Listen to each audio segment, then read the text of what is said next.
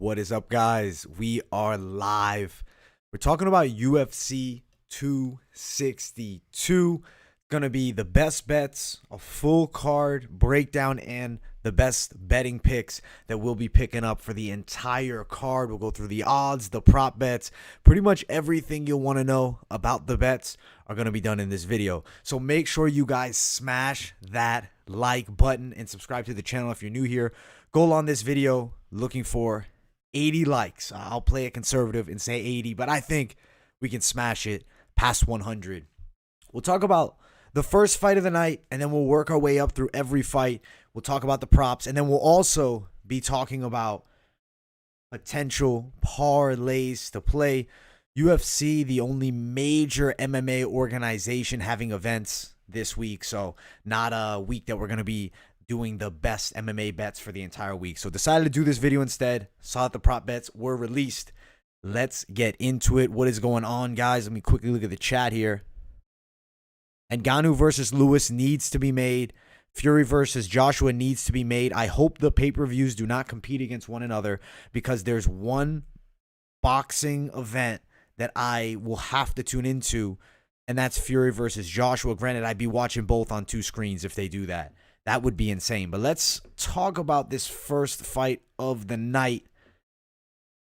It is Sean Soriano, Christos Giagos. If you guys remember, Soriano was in the UFC a few years back, got released. Something that I did find notable and I think is worth mentioning, Sean Soriano trains alongside Michael Chandler, who's fighting in the main event for the title. Is that a factor to say he's definitely going to go out there, win this fight? No, but it's going to be a factor that he's sparring with one of the best lightweights on the planet. Soriano, modified Thai style, pretty explosive puncher. On the other side, Giagos, decent striker, rangy style, but really is going to look for takedowns, getting on top. He likes to set up those double legs with overhands. And I feel like we're going to see a wrestling-heavy game from Giagos. I mean, it just makes sense. Going in here fighting his opponent, Sean Soriano, who's a dynamite striker. And Michael Chandler claims that, he tries to strike more similar to Sean Soriano. Granted, do I think that's true? Maybe not. Maybe an exaggeration. The odds, minus 220. Plus 180. So the bet that we talked about that I like Christos Giagos winning this fight by a unanimous decision. That's going to be my pick. Maybe it'll change at the time of weigh-ins if I see them face off against one another, but that's just how I feel right now. Sure, Soriano I think will be game, and that's why I do think he's going to go the distance. I think he is UFC caliber. I just think Giagos is kind of a bad matchup for him. If I'm going to throw prop bets down, Soriano, dynamite in the hands. Even if I'm not picking him to win, if you're going to throw bets down, an idea would maybe be put the plus 525 down, put a little money down. Maybe you can make the 525 if you threw in 100 or something like that for Soriano by knockout if you're feeling the dog, because he could definitely be live on the feet. 100% will agree. If you see him consistently stopping takedowns, I'd be worried betting Giagos. Giagos now on the other side, the guy who I think still going to win the fight, is a plus 115 to win by decision. So realistically, odds push towards a better bet, of course, could potentially be throwing down on the underdog, who I didn't pick to win the fight. I also think maybe you could play Giagos in a parlay, but knowing that Soriano trains alongside Chandler, he's a very good striker, I think that does give me a little more confidence in the dog here, even though I'm picking Giagos. So potential fade the bet here. We'll check them out at weigh-ins and talk about what could potentially happen. Still, even right now, I'd say Soriano, even if I have him losing the fight, he has a legit striker's chance on the feet. I mean, the guy has dynamite in the hands, and if Giagos cannot get him to the ground consistently, 100%, I could see the fight going the way of Soriano by knockout. Let me quickly check out the live chat as well. I agree. Hopefully, the Ngannou fight is not on the same date as the Fury fight. It would be awful. Yeah, definitely some good betting spots on this card. Barboza versus Burgos, you think could be a draw? Definitely could. L Rob, what's up, my buddy? Which underdogs do I have this weekend? Yeah, I have a good amount. We're going to be going through some of the dogs of the week, because there's definitely going to be some that I feel are coming out to bark, coming out to bite, and I think there's some really live ones here on this card. So we'll be getting to it. Let's go to the next fight of the night. We'll bring it up on Tapology here. Even though this is going to be more of a betting picks video, I still we'll break down a bit about the fights and talk about what could potentially happen. You know, of course, it's MMA experts. We like talking the action, but obviously the numbers as well to get you guys the maximum profits if you're looking to throw something down. Tucker Lutz, Kevin Aguilar. Let's talk about a few notable things about Aguilar. He lost to Charles Rosa in the last one, got knocked out in the one before that against Zubaira Tukhugov, and who did he fight prior to that? Off the top of my head, I can't remember. All right, Dan Ige beat him by a decision. He's not an easy guy to finish for sure, but haven't been super impressed by him in the UFC. You look at Tucker Lutz, I mean, 2 decent performances on the Contender Series. He looked good in both, and he earned himself a shot in the UFC here, and I think they couldn't have put a better matchmaking fight together for Lutz. What you kind of see out of Lutz, definitely a scrappy striker on the feet, does have aggressive boxing too, as does Aguilar on the other side, but I would say Lutz is better from kickboxing range with the leg kicks. I feel like he's going to look to get this fight to the ground potentially and also set up some straight rights, maybe with the wrestling threat that could really potentially put Kevin Aguilar away. I mean, after the Tukhugov fight, I thought Aguilar might have been a shot fighter, but you still got to give him the respect for going 3 rounds with Rosa. But he's not going to win here against Tucker Lutz. Tucker Lutz wins this fight, unanimous decision or a TKO. That's my prediction. That's how I think it's going to go down. If I was going to throw money, Lutz, 2 straight wins by decision, I believe, off the Contender Series. Yes, I would lean you towards betting Tucker Lutz to win a decision against Kevin Aguilar. One thing to note, Charles Rosa was a dog against Kevin Aguilar. This was his last fight. I bet that fight, go the distance, Charles Rosa to win it, and we came through on that one on a close decision. I think this is a very similar situation. Granted, Lutz is a slight favorite, but at minus 120, the price tag is excellent if you want to just throw a little something down on him. If you're also maybe looking to bet on Lutz to win this fight by a unanimous decision, let's see what we can find that at. Plus 200, it's not terrible. It's not bad. I would more lean you, if you are going to place a bet, do Lutz to win the fight straight up at the minus 120 and maybe parlay him up with somebody else that you feel fairly confident on during the week, and maybe you parlay up with an absolute lock in your mind, which you feel, or maybe you dog them up. We'll see as we talk more about the parlays at the end. But Lutz, a prop bet by a decision, maybe TKO. There's value there, but I can't really push myself towards that. He went the distance with Sherrard Blackledge in the last one, who's decent, and who did he fight prior to that on the Contender Series? Chase Gibson, decent guys, but not absolute monsters. I just don't think Lutz is necessarily going to be a huge finisher against Kevin Aguilar, who's a pretty good striker. Even if he is slow, he's plotty, and he might be shot. He's only 32, though, so I don't think the chin is gone by any means, and that's why I like Lutz's decision in this fight. He could get the knockout, so maybe if you want to sprinkle a prop on Lutz knockout, plus 450 isn't bad, especially with him being the favorite, but I don't love the knockout prop on Lutz here. Aguilar is a dog, especially at plus 100. I don't like it. I wouldn't bet him. I don't have much faith in Aguilar at this point. I feel like 32, lost 3 straight, young guy coming up with only just 1 loss as a pro. You got to ride Tucker Lutz. And I believe that loss was his pro debut. So the guy's on a roll, and he's going to win against Aguilar. Next fight on the card, Gina Mazany, Priscilla Cachoeira. I actually think this is a good matchmaking here, and interesting matchmaking as well, with Mazany on one side, southpaw, which could be tricky for a lot of strikers, with a pretty interesting stance, pretty athletic stance too, tons of movement, and is also physically very strong and a good grappler. One thing we have to talk about, how's her gas tank after a round and a half? I think she starts to get tired.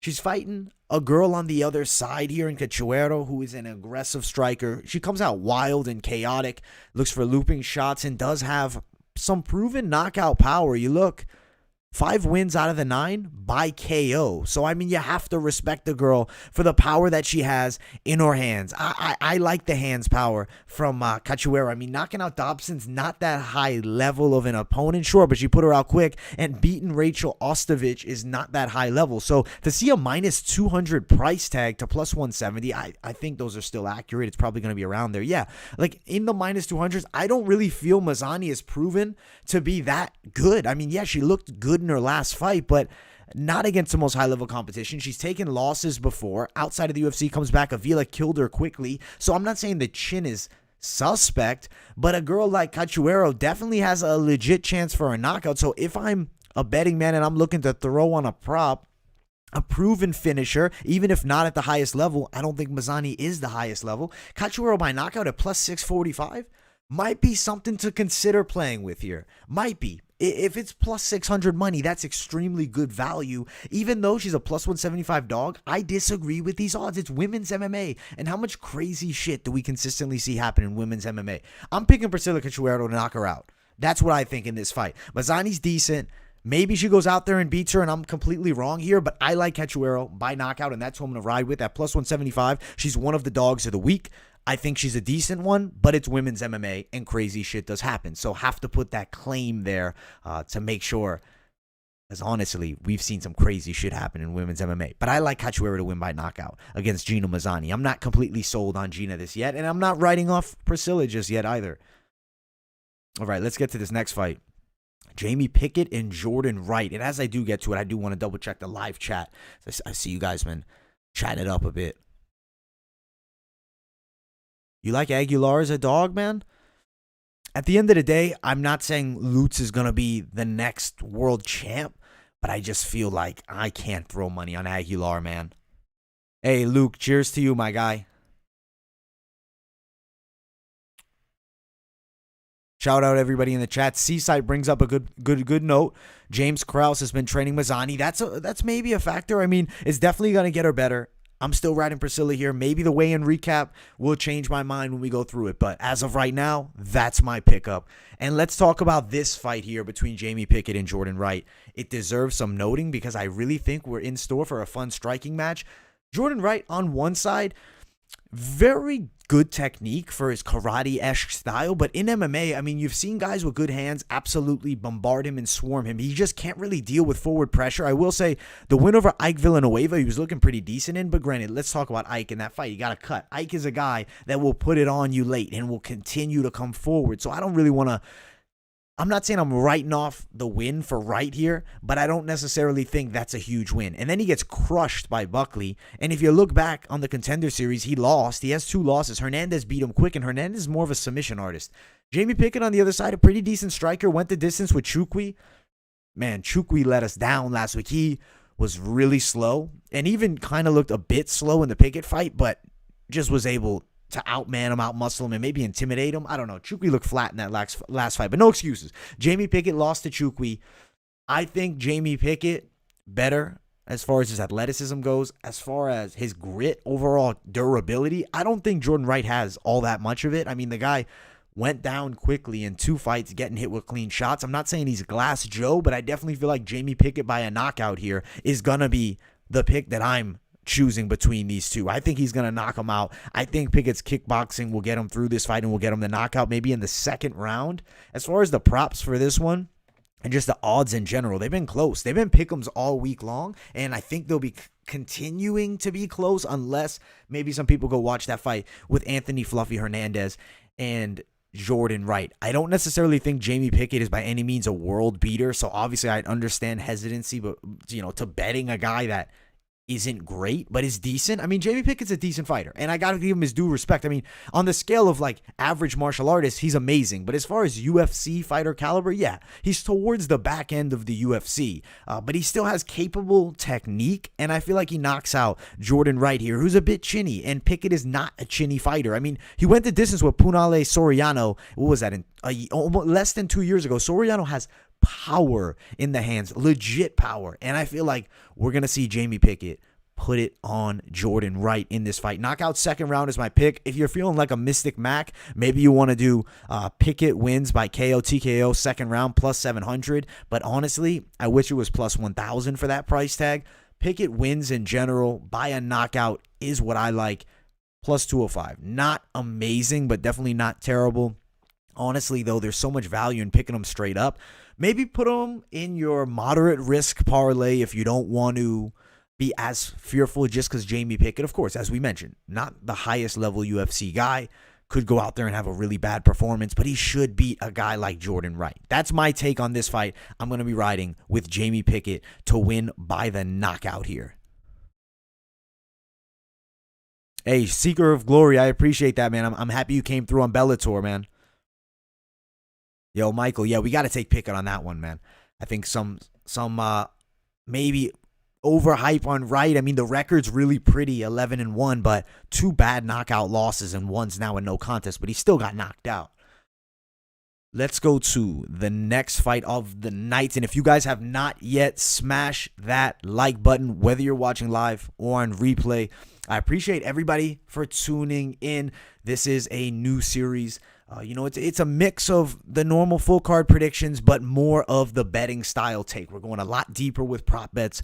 We're talking about the best bets to place for, even if it's not the person we pick to win, maybe there's value on bets on the fighter that could maybe come through on those fights that are tough to pick and definitely toss-ups. But let's talk about this one, Andrea Lee and Tonia Shevchenko. I really love this fight. I think it's going to be pretty fun because I'm actually a fan of Shevchenko a lot. I think she has, amazing striking. Her sister is number 1, but she's actually really good too and has come a long way. On the other side, Andrea Lee, pretty good Thai-style striker, athletic girl. She loves a good fight. She likes to sit in there, and that's really why gives me more confidence in Shevchenko. Andrea Lee doesn't have the grappling skills of like a Chookagian who was able to consistently get Shevchenko down in control. Andrea Lee is going to be forced to strike with a very high-level Muay Thai striker. I think that this is Shevchenko's fight all day long. Seeing how close the odds were kind of blew my mind a bit. I thought Shevchenko would maybe get a -150 because let's talk about Andrea Lee. She looked bad against Roxanne. She looked decent against Lauren Murphy. And she also had a fight against JoJo Calderwood, split decision loss. That's not bad, but that was how long ago now? That was like a long time ago. I feel like Andrea Lee is going to be completely shut down with the striking of Shevchenko. And at -125, how good are the odds? Shevchenko, I think she's a money pickup. Lee, tough girl, comes to fight, absolutely will put on a good performance, but she's not going to go out there and beat Shevchenko. Shevchenko is going to use her superior technical Muay Thai, especially from kickboxing range. If they come close, Shevchenko clinches up. She'll land knees to the body. She'll work Andrea Lee in this fight and work towards probably a unanimous decision. I will say I think that's probably how it does go. I don't necessarily think she gets the finish over Andrea Lee because Lee is tough as nails. That's one thing we have to know. Lee is tough as nails, but Shevchenko also tough, also very skilled, and she's going to technically beat her down for 3 rounds. Fight goes the distance. Lock on this one. -370. The price tag is not good because they kind of know, hey, this fight's probably going to go the distance. But if you want to throw down on Shevchenko, maybe you throw Shevchenko wins by a decision +130. I don't love it. When you can get her at -125, I'd rather put more money down and not have to fear for how she gets it done than do the prop. So on this one, whether you wanted to prop it or not, I will lean you towards not propping it and just betting Shevchenko straight up at -125 because the value is very good. And on your parlays, when we talk about that portion of the video, there's going to be some locks. I think that if maybe you want to do, honestly, there's nothing here out of these bets that really intrigue me much. Fight goes the distance is not good value. Shevchenko wins inside the distance +650. Maybe if you wanted to do the prop, you sprinkle both that and Shevchenko by a decision. But I got to lean you towards a straight bet on Shevchenko in my personal opinion. But if you want to play the prop, go ahead. I think that Shevchenko by decision is a lock prop. She gets a finish of Andrea Lee. That would be huge, but I just don't think that's all that likely. Let's get to the next fight of the night. I'll also check up on that live chat as well. All right, let's see what's going on here. Yeah, you like Shevchenko, but you guys liking a TKO for Shevchenko. Her ground game's gotten better since that fight against Chookagian, but I will agree it looked terrible there. But Andrea Lee is by no means an excellent grappler. So to me, I think Shevchenko's game is got to be at least equivalent to Andrea Lee on the ground or just capable enough to fend off the takedowns. Lee's a striker. It's going to be a striking fight. It's going to be excellent action, though. Like, I think that could actually be a really fun women's fight because Andrea Lee, love her or hate her, entertaining girl. Let's talk about this matchup here. Mike Grundy and Lando Venata. Man, Lando Venata, the guy who comes into the UFC fighting Tony Ferguson, drops him, and then it's just downhill from there. He's gotten a couple wins, but I want to bring up the record, man, because Lando just has had a rough go. He's a good striker. He's a flashy striker. He has a unique style, and he's actually not terrible on the ground either, but it just hasn't been great. He beat Medeski. That was an awesome win, and then downhill. Tamar, draw with Bobby Green, which isn't terrible. Lost to Drakkar Close. Draw with Matt Favola, not terrible, but still not a good result. And I mean, he lost to Mark Jacasey. He beat Yancy Medeiros, which is a big win, and lost to Bobby Green. I mean, it's been a lot of disappointment. He's got 3 wins in the UFC. He's also got himself a fair amount of losses and 2 draws. 3, 5, and 2 in the UFC. Weird record. And he's taken on Mike Grundy, who's got an excellent record in MMA, 12-2. His losses to Movsar Evloev. There's literally no shame in losing to that prospect. That is just one of those fights that was not really going to go Grundy's way. Now, Grundy has really effective wrestling. Like, he's a good wrestler, and against most of the UFC's talent, I think he's going to do very well. Now, Lando is decent with his defense. You got to respect him on the ground, but I want to bring up something about Mike Grundy that I think is underestimated or undervalued, his striking. The guy's a Britishman. You know, guys in England, they can strike. He knows how to box. He knows how to mix it up with the hands. He's high level with the hands. Not the highest of levels, but high level enough that I think Lando Venata will have to be cautious enough on the feet to not completely let it all go. And then Mike Grundy can also capitalize on takedowns with Lando Venata being a bit more defensive. The wrestling threat is going to shut down Lando's game with the striking, and he'll be less efficient. We've seen him very efficient in fights, but not that often.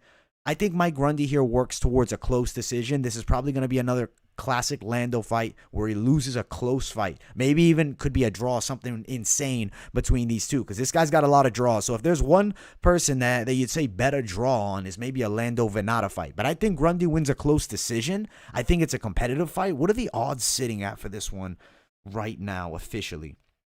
Minus 120 to plus 100. Weren't the odds shifted the other way earlier? No, they still were. Okay. For some reason, I thought Grundy was actually a slight dog. I guess it actually might depend on where you go. You might be able to find... No, I don't think you can. Nope, you can't find Grundy as the dog, but you can find him near even money. Is Grundy a lock of the week? Maybe not, because you got to say something about Lando Venata. The guy is an emphatic striker, and he can put it together at points and is very good at points. I think we just lost some visual here, guys. My apologies. I don't know what happened there. Give me one moment to reset this video here. This is the thing with the lives, guys. There's no cuts. There's no in-betweens. We lost service on our webcam here, but we'll get it back up in just a second. All right, let's reset this up. Hopefully this thing didn't break on us here. If you're watching live, give me just a moment, and we'll be back and running. All right, here we go. We're back. I don't know what the hell happened there. That was odd. That was a camera glitch, I guess. I apologize for that, guys. No, that wasn't just you, savage shit. That was me as well. So that is my apologies on that end. But we're bouncing right back now because we're fully reset. All right, we are good to go. Let's get back into the talk about this fight. Sorry about that freezing there. We'll keep an eye on that because that is not normal and very strange to have happened. But all good. Mike Grundy and Lando Venata. Let's talk about the best prop to make in this fight. I like fight goes the distance prop more than anything at minus 160 because, as I said, the fight could actually be pretty competitive, and a competitive fight is maybe not one that you want to throw the absolute house down on, for one fighter to win. But there's something you definitely can do as far as fight goes the distance. I like it at minus 160. It's decent if you're really feeling Grundy, because I think a lot of people will be. The guy has a lot of things to like, especially in this matchup against Lando, who hasn't looked great, plus 205. Not terrible value there. Now, I want to also see if there's a possibility. Can we bet the draw here? Are the draw odds listed? I don't see them here. Unfortunately, I'm not. No, fight is a draw. Yes, they are. Plus 5,000. Guys, I don't know if I'm crazy for saying this, but maybe there's value on just sprinkling a few dollars on fight is a draw, because we've seen Venata in draws multiple times, and I don't know why I have this weird feeling this is going to be a close fight, and who the hell knows. MMA judging has been really spotty as of late, and I feel like maybe bet the draw. That's my take on that one. Maybe bet the draw here for a little sprinkle. I got Grundy winning it. I think a Grundy bet is fine, but sprinkle on the draw is not a terrible idea in this fight with Lando Venata, a guy who's a draw man. Weird results, close decisions often. It's going to be close here as well, and I think we're going to see Mike Grundy win a close one, but I'm just saying, maybe draw here. Maybe. Something crazy. Sprinkle it. Guys, maybe sprinkle the draw here. Next fight is the featured prelim bout. Smash that like button if you guys have not yet. Looking for 80 likes on this video. I hope you guys are enjoying. Dude, I need to get the pop filter. It actually comes tomorrow, dude. Don't think that I'm not a pop filter, man. I got one on the old mic, bro. We got it right here for the old one. It doesn't fit this one. The pop filter comes, I think, actually Thursday. So might have to hear a little pop action. I apologize, man. I'll do my best to not pop too much, man. I'll try to silence the peas. We'll get that pop filter out here, though. It's coming in Thursday, so 2 days from now. Jacare Souza and Andre Muniz. This is an interesting fight here. I really like the matchmaking because it's absolute crossroads. I mean, there's one fighter here being Jacare Souza, who was at one point one of the most feared men as far as middleweights go. I mean, he was right towards the top, always close to being a world champion in the UFC, was a Strikeforce champion at one point, master of submission. Muniz on the other side is a really good submission ace too. He's got a lot of his wins by submission.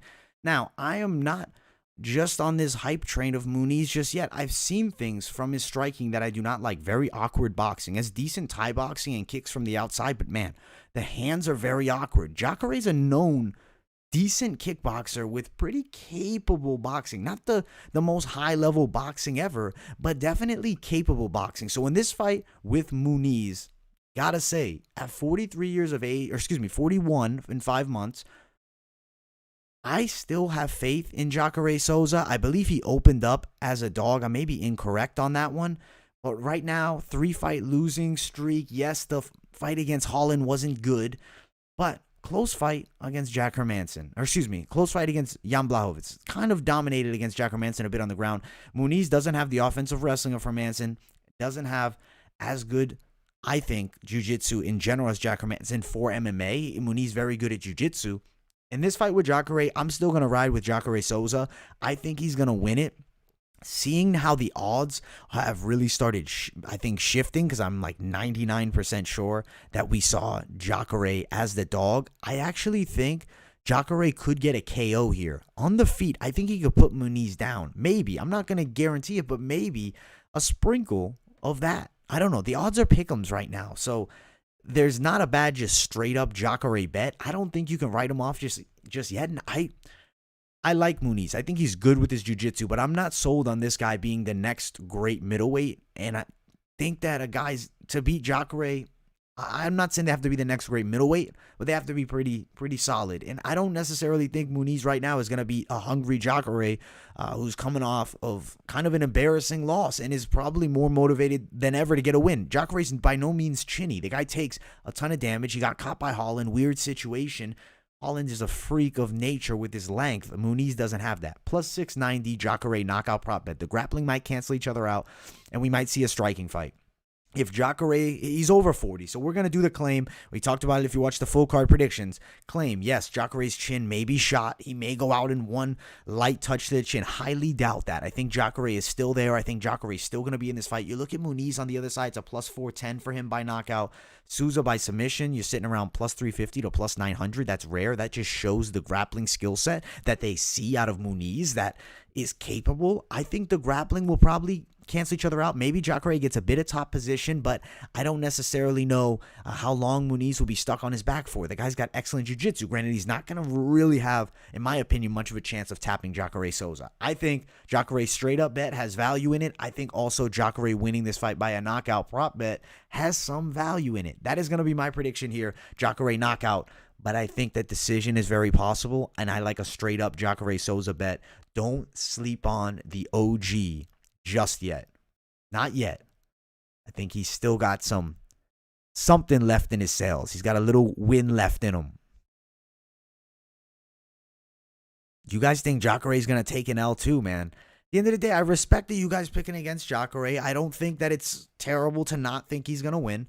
I think in close odds, maybe, yeah, Jacare's 40, so that over 40 claim, maybe you just skip the bet on that one if you're a little bit worried about it, but that's the best bet. I'm giving you guys the best bets possible that I believe for each and every fight. So does it mean the Jacare bet is the best bet of the night? Maybe not, but I don't think it's terrible, and I do think Jacare is going to surprise us and come through, but we've arrived at the main card. If you guys have not yet, smash that like button. We're looking for at least 80 likes. I think we can surpass that. If you're new to the channel, subscribe here. If you're getting annoyed with the little pop filter thing, listen, guys, it's going to be fixed. We got one coming in on Thursday. Just upgraded the mic. Actually, going to be putting it back up on the stand, how we have it, the OG style. But for now, using it on the table, so a little bit different setup. Well, let's talk about this fight between Matt Schnell and Rogerio Bontorin. I actually think this is fun matchmaking here. And the flyweight, this is a bantamweight fight, but both are flyweights. This is a bantamweight fight between flyweights. So realistically, it's kind of truly a flyweight bout. I will say there's one thing I have to note. Matt Schnell being the taller guy, the longer guy, he's going to be a bit physically bigger. I would have rather seen this fight at flyweight. I will say, seeing Bontorin now at 35 against Schnell, it's going to be harder to put Schnell down with shots, and Bontorin does have a fair bit of power. He's actually a pretty damn good striker, but on the ground is an absolute master of jiu-jitsu. I mean, the guy's submission game is pretty high level. From what I have seen, the amount of wins by submission are 11. You look at Schnell on the other side, he's a really good combo puncher, good kickboxing striker, good range management. I mean, he's 5'8", usually fighting at 125. He's freakishly long for that weight class. 3 losses by submission against 11 wins by submission on the other side. I think on the feet, you can't count out Bontorin. This guy has had high-level striking experience, boxing and Muay Thai experience. Sure, he took a loss to Kai Kara-France, but you look at Kai, that guy's an absolute dynamite striker. He caught him with a big shot. He put him down. That fight was an epic result because it was a comeback for Kai because he was losing to Bontorin. I think Matt Schnell, a guy, Danger Schnell, he likes to put himself in danger as he likes to put his opponent. He likes to be at that 50-50 range and really mix it up. I think we're in store for probably, this might be fight of the night. Truly, this could be the under fight of the night. I mean, nobody's thinking about it being fight of the night. This is the one that comes through on this first fight on the main card. It starts it with fire. I love the matchmaking. We'll see at weigh-ins if Schnell's size changes my pick, but right now I like Bontorin's submission, and I think that potentially rear naked choke as well over Matt Schnell. Let's check out the betting odds for this one. Bontorin at a plus 140, not bad value there. I don't mind it by any means. I think a plus 675 by knockout. That's honestly surprising for both because both have been knocked out before, and both are guys that like to sit in the pocket. I mean, I think, what was it? The last fight for Schnell, or before his last fight, he got knocked out by Pantoja in a great fight. And then you look at Bontorin, stopped by Kai Kara-France in the last one. I think either of these guys could get knocked out here. Definitely possible. They're guys that like to sit in and really fight. Plus 675 if you like Bontorin by knockout. Plus 405 if you like Schnell by knockout. If you're thinking Schnell's winning the fight, I'll probably lean you towards that plus 405 Schnell knockout. For Bontorin, though, there's value also in him winning by submission, especially if you can find it at 1,200. The guy's got 11 wins by submission, and his opponent's got 3 losses by submission, and it's at plus 1,200. That's not a good pick by that bookie because there is a possibility. Let's see what website that is because I actually want to find that. William H. Go down on William H. and sprinkle Bontorin submission. At plus 1,200, there's value there. I think Bontorin wins the fight. He's valuable as a dog in general at plus 140. I think him and Matt Schnell are in a very competitive fight. If I'm looking for the safest parlays, is Bontorin on it? You maybe got to put him on a little more moderate risk one because he's been knocked out. He likes to fight, and closing in distance between Schnell and Bontorin is going to be absolute fireworks, and either man could be knocked out if they get hit with a big shot because both of them are guys that like to strike and strike at a fairly high level. Riding with Bontorin, acknowledging Schnell may have a size edge. So when the weigh-in recap comes, we will look and we will talk about it. Maybe our pick is totally swayed. I mean, if Schnell looks way bigger, I could see it happening. But let's get to the next fight of the night on this main card. I'll also check out the live chat as well.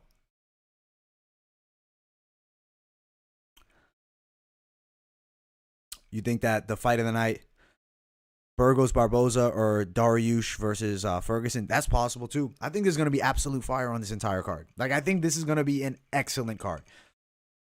Thomas Howard, you like the no distance on the Schnell Bontorin? You know what? Let me quickly bounce to that because I want to give you the odds on that one because I'm actually curious myself to see what it's sitting at because there might be some value in Bontorin and Schnell. Fight does not go the distance. So minus 120, it's close. It's close. I don't know if you're a guy that likes to bet going the distance or not. You could maybe sprinkle a little something down on fight doesn't go the distance at the -120. I think that we're going to see a finish in this fight, and I do think it's going to be action-packed. So great way to start off the main card and some decent bets on that fight too. Next one is going to be one probably a lot of you are going to have split picks on, and I'm probably going to be split from a lot of you. Some of you might be like, no way. Edson Barboza.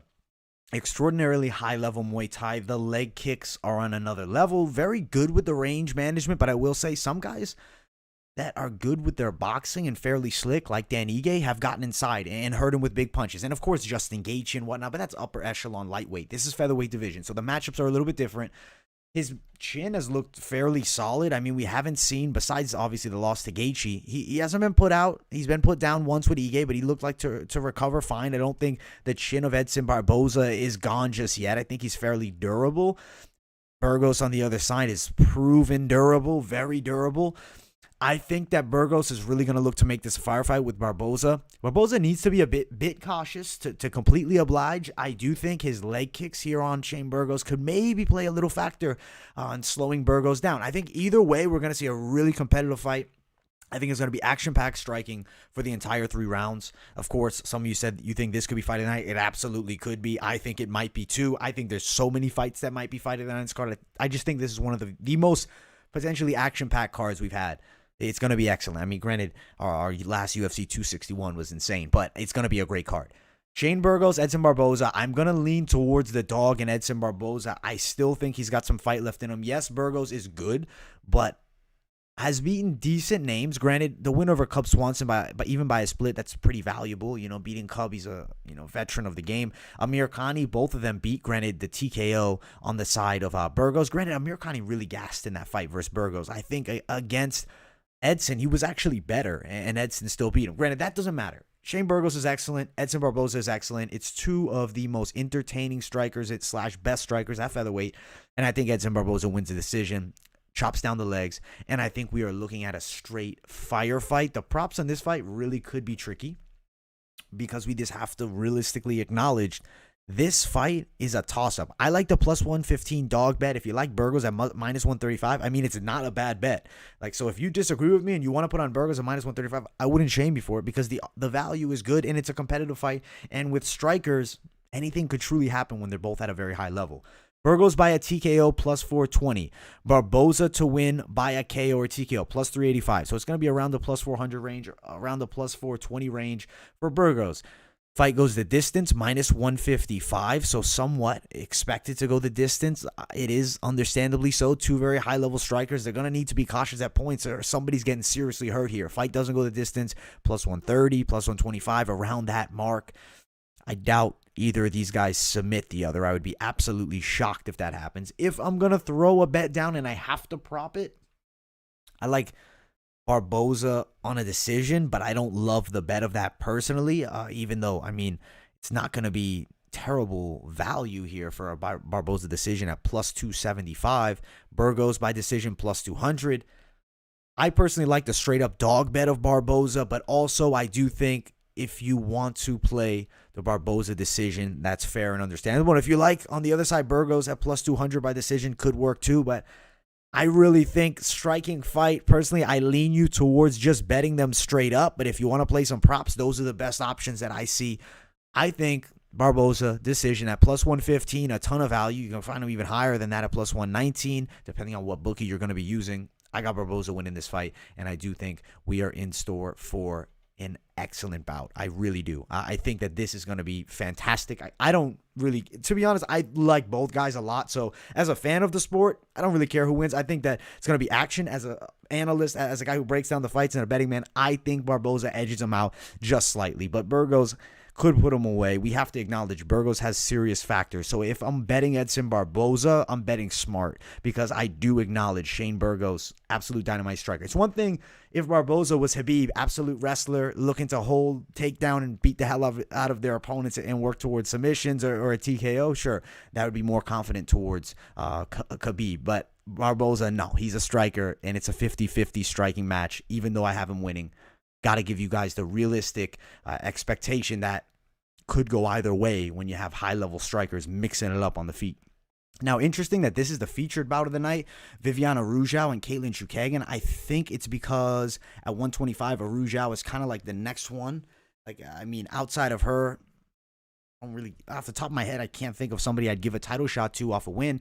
I wouldn't give it to Chookagian if she beats Arujao. I feel like we're probably looking at a title shot for Arujao with a win in this fight. Can she go out there and beat Katlyn Chookagian? I actually personally do believe she will. I think Chookagian is good on the ground especially, but Arujao's a capable Brazilian Jiu-Jitsu black belt, very good skills on the ground and on the feet. I like the style. All right, I think we are back. Okay. All right. I'm like 99% sure that we're all good. I don't know what the hell is going on.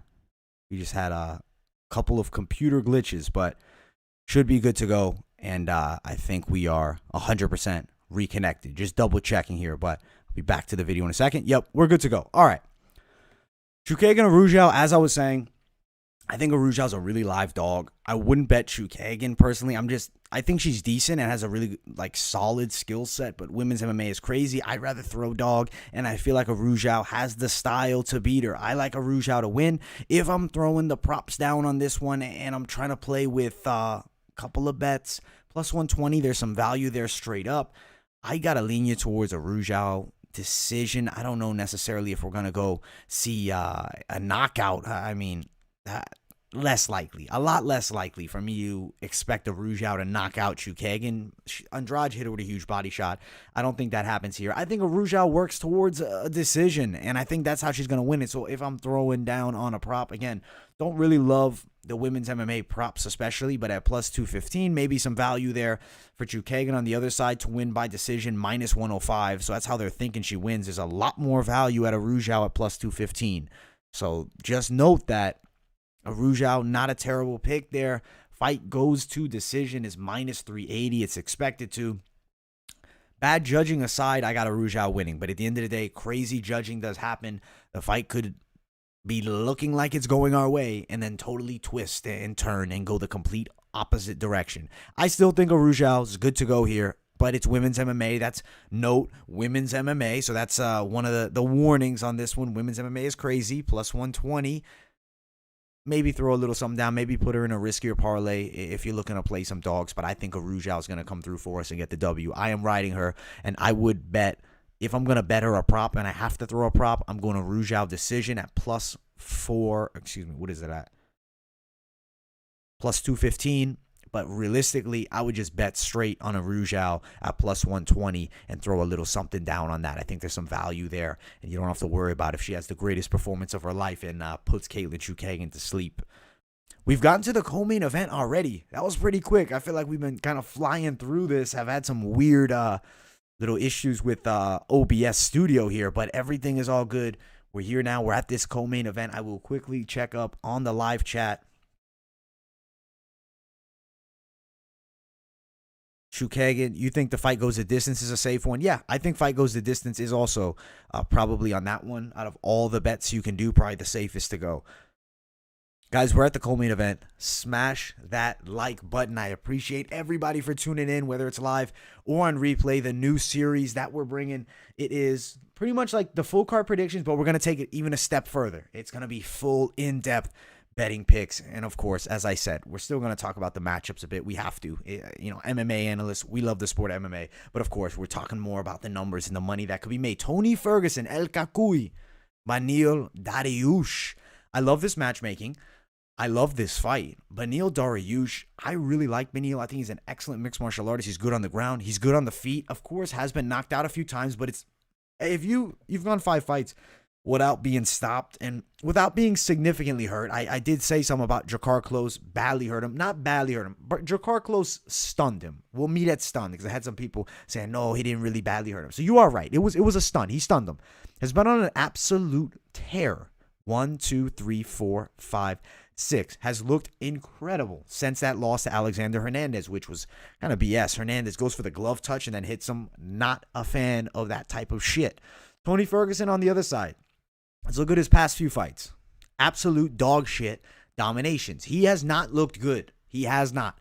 But I will acknowledge this. Charles Oliveira is fighting for the world title on this same card. Justin Gaethje just fought for the title against Khabib. So what? The top 3 lightweights beat his ass? Yes. Oliveira, superior by a good amount on the ground. Justin Gaethje, the antithesis style. Extremely quick boxer with excellent takedown defense. It's gonna beat a guy like Tony Ferguson. And the thing is, Dariush is a lot more even playing field matchup. Granted, you look at the most recent wins, the last 3, not all that impressive in today's day and age. Cerrone, looking bad. Pettis, outside the UFC, lost in PFL.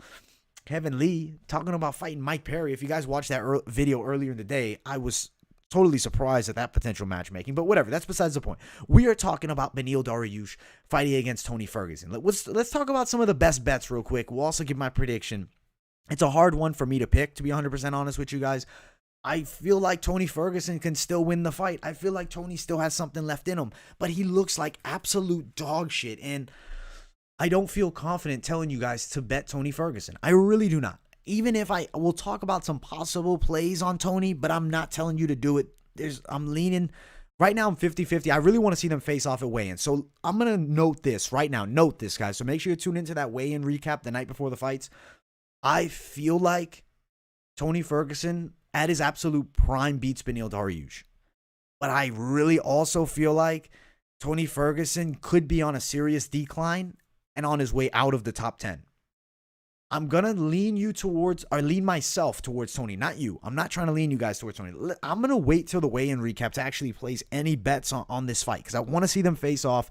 Dariush, very motivated, driven. I was watching the Embedded series, and I will say he's got a kid on the way. The motivation for him is through the roof. Tony Ferguson's a nutcase, though, so he's always motivated to fist fight.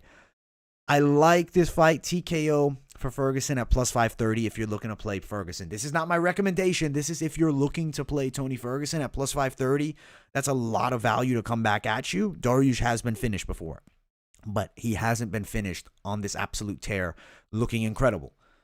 The next fight we have, the next prop that maybe we have Ferguson submission, extremely unlikely. That's why it's extremely widespread. Dariush submission, very unlikely, but a lot of possibility. But what about Dariush by KO? You can find that around plus 500, plus 480.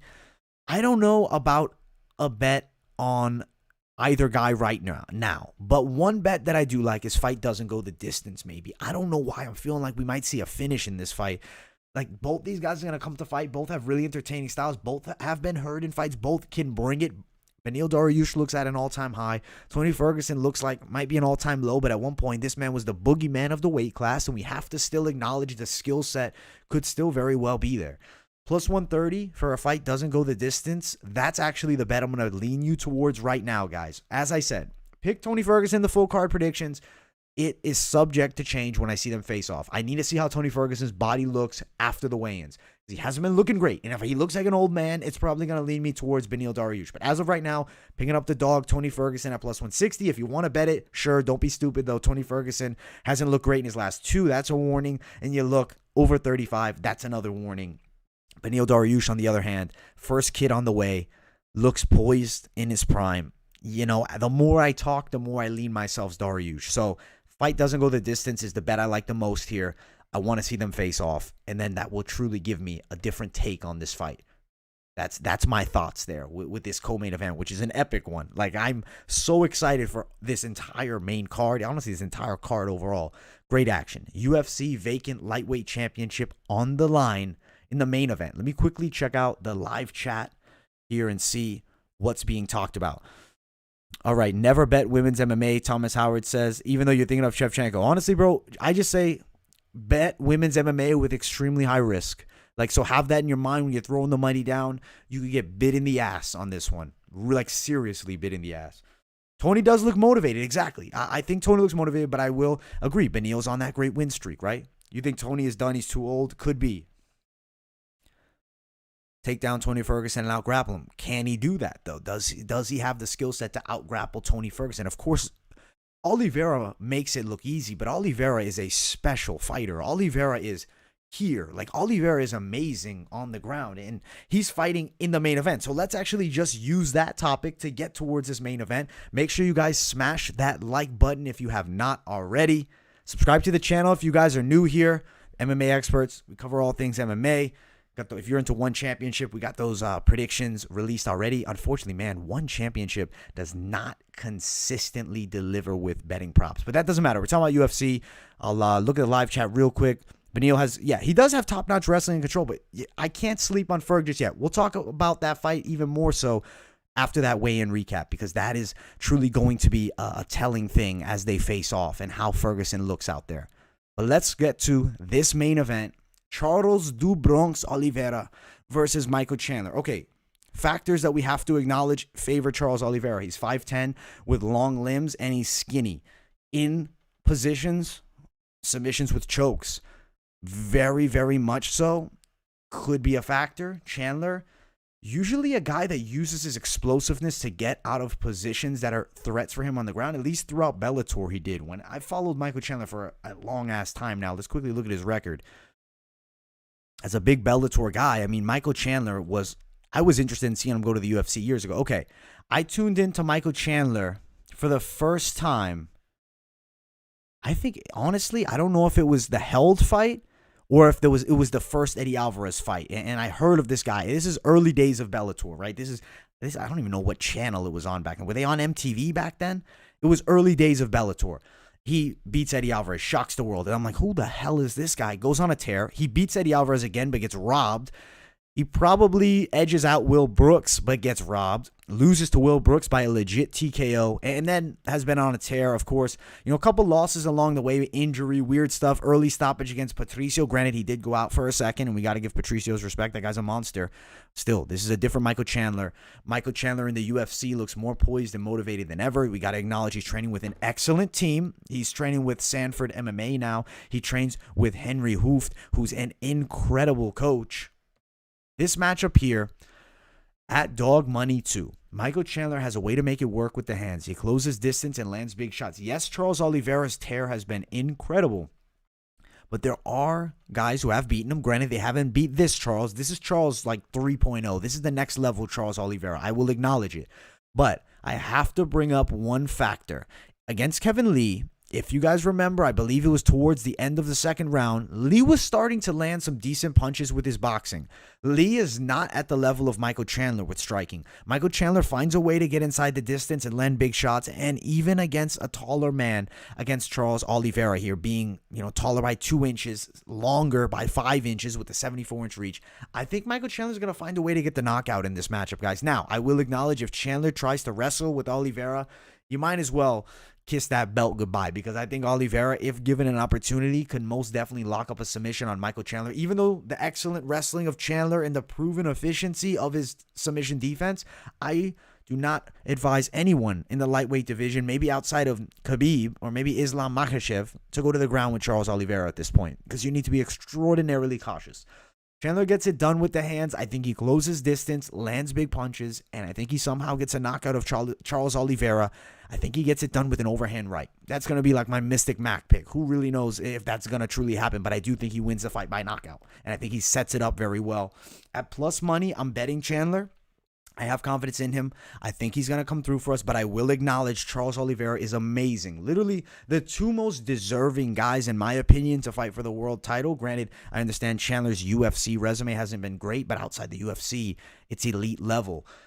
I like Chandler to win by a knockout prop bet, but I'm not going to forget, if you're on the other side, there are props to play as well for Oliveira. Chandler wins by a KO TKO as plus 225. There's some idea that might happen, but Oliveira is more expected to win by the submission. Plus 225, you can find him at as well. If you like Oliveira and Oliveira submission prop, not a bad idea, but just acknowledge Michael Chandler is not a guy. I don't think he's ever been tapped. I'll quickly look at his record.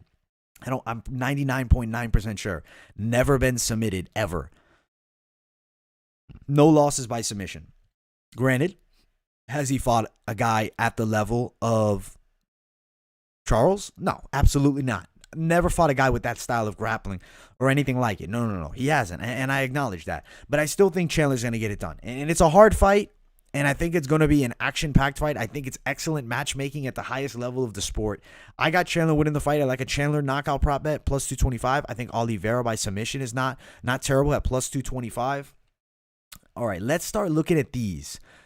Fight won't start round number 3 at -125. Guys, I have a feeling we're going to see a knockout in 2 rounds or less. Could be 3, but the longer it goes, I think that then Oliveira's submission game will start getting into effect and maybe does get a submission around the 2nd or 3rd. If you want to be safer, maybe you go fight won't start the 4th round.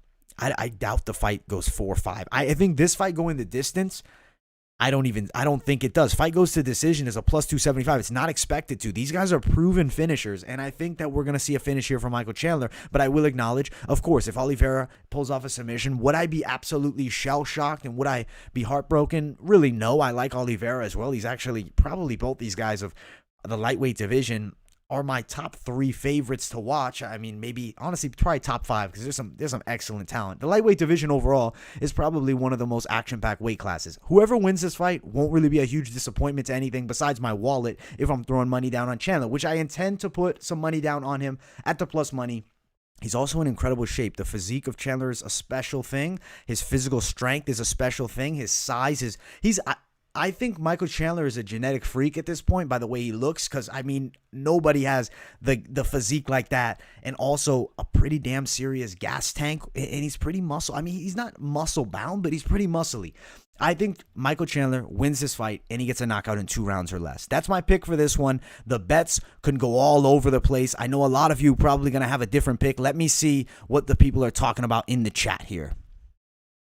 Rumble did get arrested. And you know what he got arrested for? That absolutely blows my mind. Rumble Johnson got arrested for using someone else's identity, so I guess their credit card, to buy a $500 plane ticket in his name. The man's making decent money, I assume. Like, I don't know. That's very weird. Michael Key, you think Tony decision? I'm with you on Tony winning that fight, potentially. We'll see. Chandler always has looked like he's on you-know-what. You know what I'm saying? I'm not going to say it because I don't want to, make any accusations, but he always has looked extremely freaky, and that's why I just say he's a genetic freak. Do I know if he's not, if he is or he isn't? I don't know. I don't have the information to give you guys on that one. You think Kevin Lee's underrated? Kevin Lee's good, and I think that Kevin Lee definitely works Mike Perry. Chandler KO, I like Chandler KO. Yeah, definitely. Fight doesn't go the distance in that Chandler fight. I'd be surprised if it does. I don't know about Gaethje, but the stylistic matchup against Felder and Hooker, maybe. You got Chandler round 2 KO. That's a solid pickup. Yeah, no, Chandler's takedown defense is incredible. His grappling game overall. My only thing that I would truly be concerned about is actually Chandler shooting in for a submission and his neck getting caught, putting himself in a stupid position. Michael Kemtob, I will say this about the question you just asked about Chandler. We can't prove it, so innocent until proven guilty. But goddamn, his physique is insane, especially for a lightweight and especially to be a guy that has consistently gone 5 rounds, like has no cardio issues, really. Chandler by inverted triangle round 6. That's a great pick.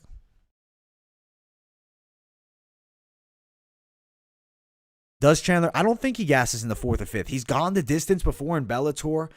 Granted, yes, not against the same level of competition, but I also don't think this fight goes past 3.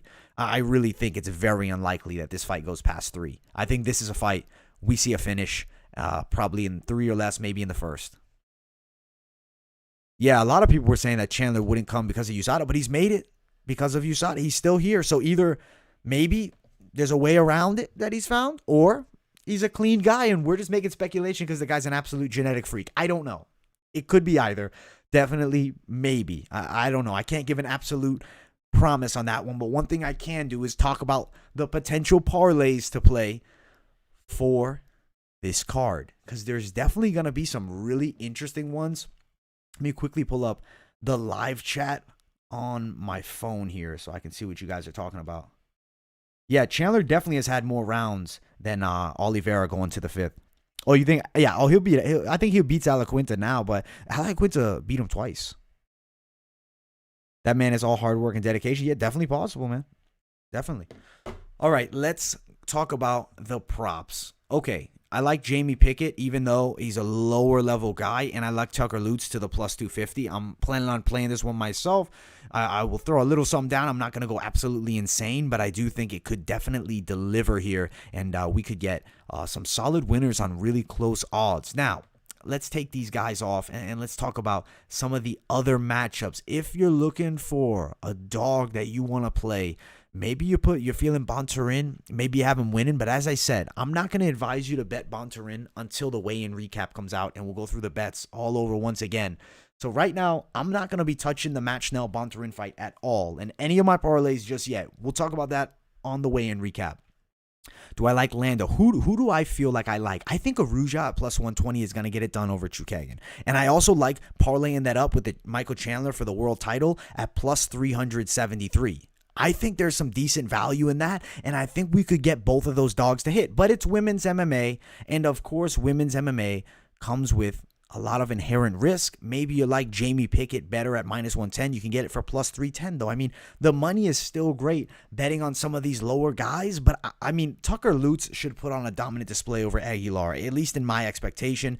I think Shevchenko, another lock. So Chandler, Pickett, Lutz, Shevchenko, plus 1254. It's a 4-fight risky parlay. We got 2 dogs out here, or truly you got Pick'em's fights and 1 dog, but the odds are right there. They're 50-50. It's fights that could really go either way. Now, who's another dog if you want to add? Edson, are you crazy? At plus 2,812. I don't know if I'm that crazy, to be honest, guys, but maybe we'll play it.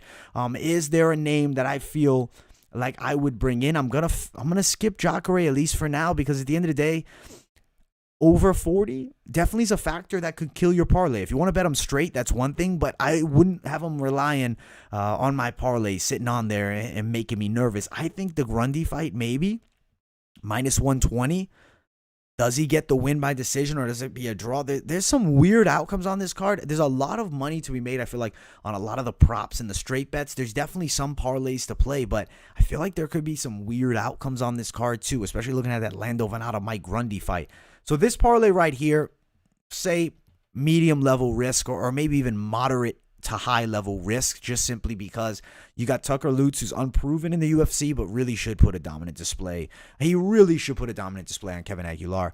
On the other end, you got Jamie Pickett. I think he's going to knock out Jordan Wright. I like the prop bet of it. I'm going to play it myself. I like Jamie Pickett by a knockout. Chandler for the title. I got to ride with my dude, Michael Chandler, at plus 115. I'm throwing him on the parlay.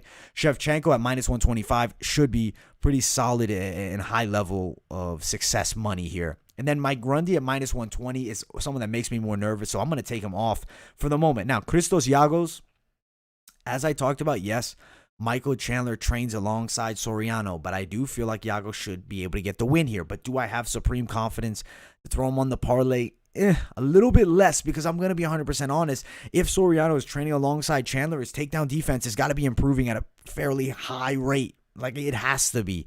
And Giagos, good wrestler, can get fights to the ground.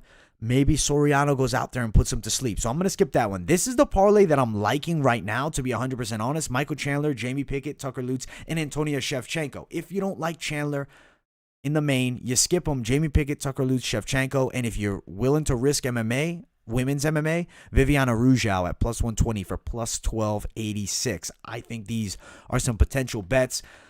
I'm really looking forward to seeing these two face off, Matt Schnell and Rogerio Bontorin, to see if my pick slightly shifts. And I'm also really looking forward to watching the Beneil Dariush and Tony Ferguson face off at minus 185. If Dariush looks way better than Tony Ferguson, money's going to come down, and this is going to be even wider. If you do like Dariush, and I see why you would, maybe this is your lock parlay of the week. Jamie Pickett, Tucker Lutz, Antonia Shevchenko, and Beneil Dariush. And maybe that is the one to absolutely deliver for you. If you like our boy T Ferg, plus 1538, maybe he comes through and looks like the prime Ferguson, or maybe he looks like an old man and we get absolutely smashed on our parlay. That's the risk with T-Ferg. We will see at the weigh-ins. As of right now, parlays that I'm liking, I'm trying to do a 6-fight parlay, and I'm just trying to give you guys right now off my mind and thinking of the matchups, the most likelihood of success here, because I don't want to give you guys something too unrealistic. I'll also throw Cachoeira on there just because I feel like he's a more secure pickup maybe than Giagos, especially at close money,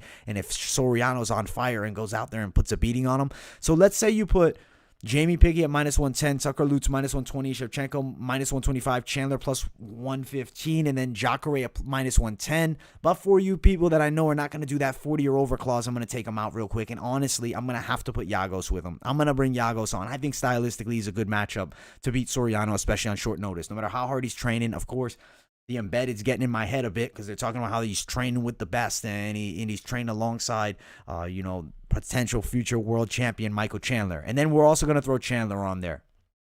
Or excuse me, we're also going to throw, did I throw Arujao on there already? Arujao on there. Okay. So if we want to do like a high risk, crazy ass parlay, maybe you're feeling Pickett, Lutz, Shevchenko, Giagos, Chandler, Arujao for 6 of them at plus 4,234. Or you can put Edson too. If you don't like the women's MMA idea and you want to just bet one women's MMA fight with Shevchenko, who really should deliver, I hope she delivers for us because I really think she has the skill set to do so. I like Barboza at plus 115, Chandler plus 115, Giagos minus 220, and then I like Shevchenko minus 125, Lutz minus 120, and Pickett minus 110. Overall, some fun plays to be made on this card. I am absolutely looking forward to the action that we have in store. What are some of your guys' parlays? Let me know in the live chat. I will be checking out what's being said in there as well. All right, let's see. You only need to be tested 2 times a year. I know. I heard MMA Guru was talking about that. I mean, he's not wrong, right? So, yeah, maybe these guys are skipping all the tests and maybe they're running some crazy stuff. I really don't know. And, guys, make sure you smash that like button. If you're new here, subscribe to the channel too. We are looking for, on this video, 80 likes. I think we can absolutely surpass it. Let me know what you guys think of this new concept. This is going to be a second series that I will be adding to the channel potentially. I think that it's being well liked right now with everybody tuning in. And then obviously I'll also be doing the full this week's best MMA bets video when we have, Bellator and PFL cards. So next week is actually probably going to get one of those because Cyborg is going to be fighting. But this week we won't have that video. So this is the video we're doing. And we'll probably continue to do this video because the UFC probably deserves that specific deep dive breakdown, which the amount of props that they give, because they give a ton of props. I'm very grateful to see we have all of them already listed and released here. But I appreciate all of you guys tuning in. Let me know some parlays you guys got in the live chat.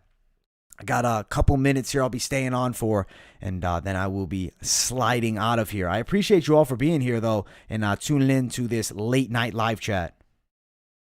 Dank Moon Man. Chandler is definitely on the saw, and you're betting the house on him. Hey, I'm throwing on Chandler. So, to me, whether he's on it or not doesn't matter. I'm not USADA. I'm an analyst. I'm picking the fights, and I'm throwing some cash down. So I'm gonna be right there with you, bro. I'm going Chandler, and I'm playing Chandler. I'm strong, confident on Chandler. I'm riding with my man Chandler. You got Pickett under 60 seconds, man. He might go out there and knock out Jordan Wright in 60 seconds. Like Jordan Wright, I don't know how that fight's even money. Like I really think that's not good. Giagos, Pickett, no distance. I like. Shevchenko, Grundy, Dariush, Chandler, no distance. Thomas Howard, bro. I am about to take a picture of that one right there because I love the odds of that one, man. And honestly, dude, I don't know any website that allows you to do the under 1 minute bet. But if it was, you're going to be looking at like plus 1,600 maybe, plus 2,000. That if I was the bookmaker, I'd probably put it around there. I wouldn't put it too high, though, because just in case it does happen. Safe parlay. Pickett, Wright, fight does not go the distance. Chandler, Oliveira, fight does not go the distance. Shevchenko, Lee, fight goes the distance. And then add Leon Edwards. Honestly, Kung Dao Chicken, shout out to you. Honestly, that is a very good parlay. I think if you're looking to mix match some parlays with Leon Edwards, who's going to be fighting later on next month against Nate Diaz, dude, I think Leon's going to win that fight. Like, why did Nate Diaz take that fight? That blows my mind that he accepted it because I don't think he's going to win. Chandler, Lutz, Pickett, Ferguson, Cachoeira, Grundy, Burgos, Shevchenko. Hey, I like it, man. It definitely could come through for you, man. It definitely could. So we'll see. As I said, I'll be giving my final picks on the Ferguson-Dariush fight and the Rogerio Bontorin and Matt Schnell fight when we see that weigh-in recap. As of right now, if you watch the full card predictions, you know the way I'm going, but we'll see what happens there. Yeah, I think Chandler needs 4 minutes in the first round to knock out Oliveira. 4 minutes or less. But I appreciate you all for being here. Like, I really do. It's late, man. It's almost midnight where I'm at, but I'll still be on for a few more.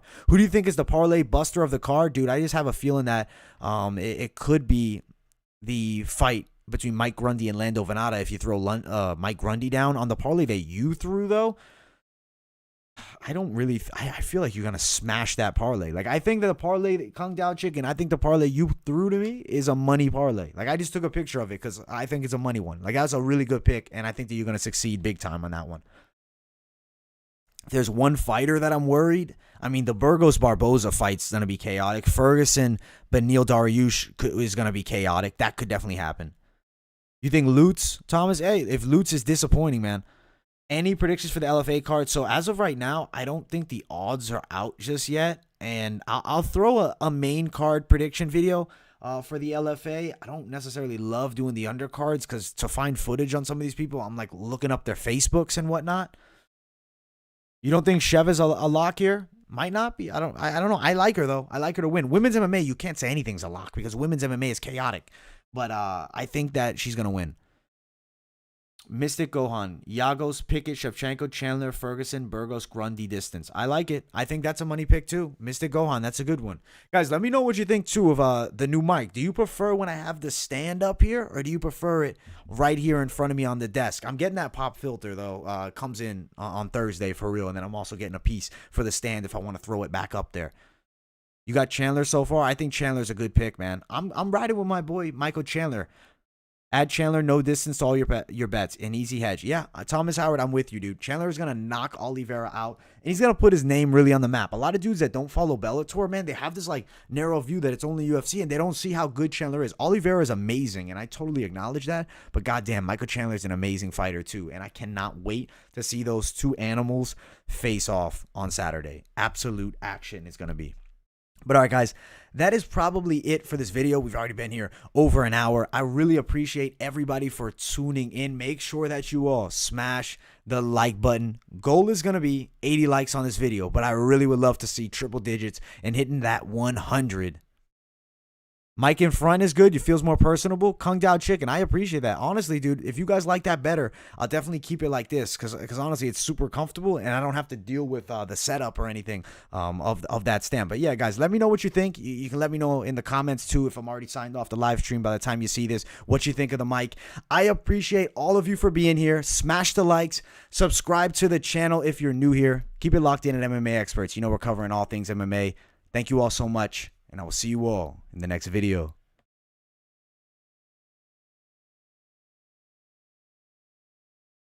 New subs, 0.